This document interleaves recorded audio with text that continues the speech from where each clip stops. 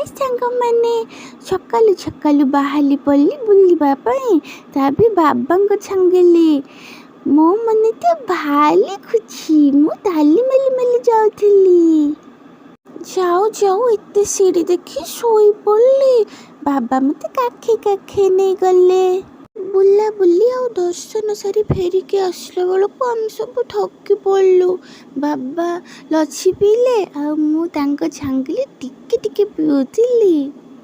ତାପରେ ଆଉ ଗୋଟେ ଜାଗା ବାହାରିଲୁ ବୁଲିବା ପାଇଁ। ଏଇଟା ଥିଲା ଇମାମି ଜଗନ୍ନାଥ ମନ୍ଦିର।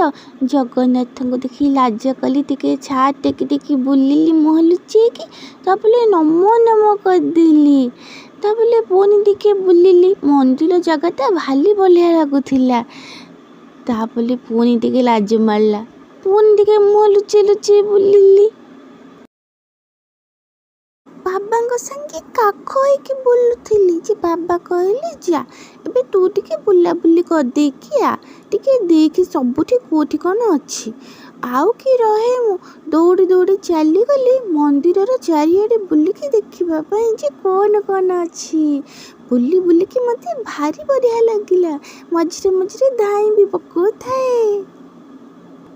ବୁଲୁ ବୁଲୁ ଦେଖିଲି ସେଠି ଲାଇଟ୍ ସବୁ କାଚ ଅଛି, ତା ତଳେ ଅଛି। ମୁଁ ଭାବିଲି ଏଇ ତଳେ ତ ଲାଇଟ୍ ଅଛି, କେମିତି ବାହାରିବ? ତାକୁ ଟିକେ ଭିଡ଼ା ଭିଡ଼ି କରିକି ବାହାର କରିବାକୁ ଚେଷ୍ଟା କଲି, ହେଲେ ହେଲାନି। ରହିଲି, ଜୟ ଜଗନ୍ନାଥ।